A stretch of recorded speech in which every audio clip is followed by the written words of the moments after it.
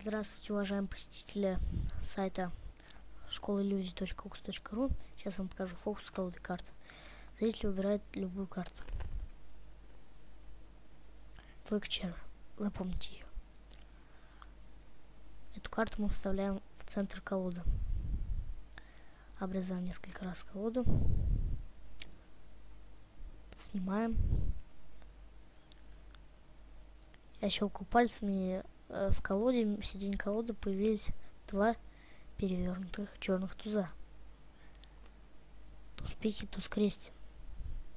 Туза пики я оставляю вниз, а туза крестового, как вы видите, наверх колоды. Готово. Туз пики внизу, туз крести наверху. Скидываем нужные карты.